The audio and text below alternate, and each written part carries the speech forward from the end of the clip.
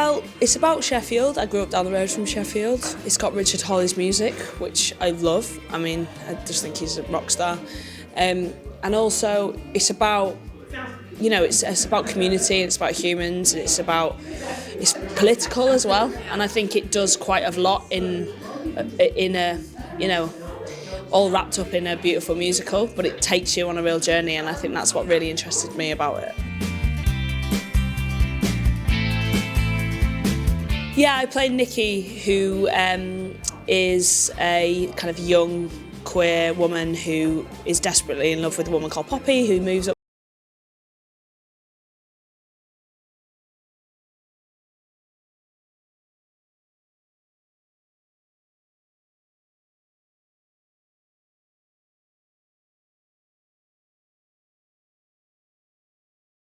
And I really rate her for that. I think we could all be a bit more Nicki. Yeah, exactly. I mean, they're all so different, and I think that's one of the greatest things about this show is that every song is so different. I love Cole's Corner, which is a song that Elizabeth sings. I do enjoy singing Open Up Your Door because it's such a cracking song, and the band are so good. To get to sing with them every night is honestly a dream. But, songs like Standing at the Sky's Edge, which is obviously the title of the show, but and there's a mad guitar solo in the middle and the drums just kick off, and I'm like, oh.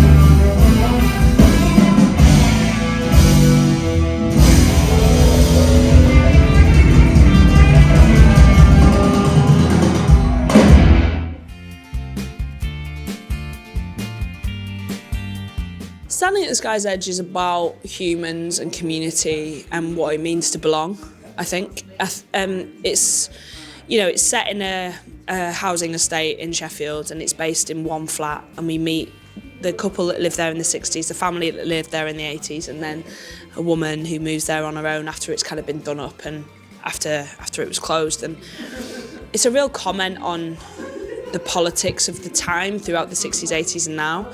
And I think one of the things that I think is really great about it is, and I don't think it is a State of the Nation show, I think it's much more, it's much richer than that, but you can't help but watch it and really care about these people and see correlations from the 60s to now. And essentially we don't want history to repeat itself, and I think if we can show people the humanity behind the reality of what a lot of things that the government, did in the 60s and 80s and are doing now.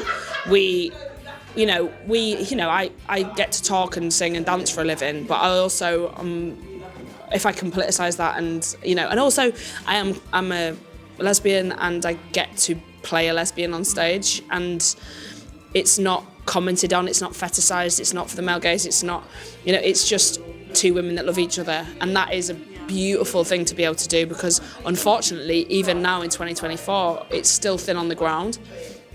So that's one of the things that really enticed me to being part of it, because I think representation matters, and I think it's a really strong part of the show. If you like a good night out, the music is incredible. For me, the band alone is worth a ticket.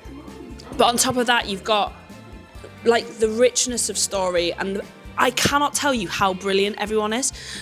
Everyone is A game. And so often in shows, everyone's great, but everybody, I've been my jaw has hit the floor. And that has never happened. I've never been in a cast like that where I'm oh my, what? Shut up, that's disgusting. Too good, Everyone's incredible. The creative team are like chef's kiss. the writing from Chris, the music from Richard Hawley, like, I can't really fault it. I think it's an incredible piece of theatre, and I think even if you don't like musical theatre as well, like, Laura, who plays my Mrs. Poppy, she knows every musical ever, and I don't really know any.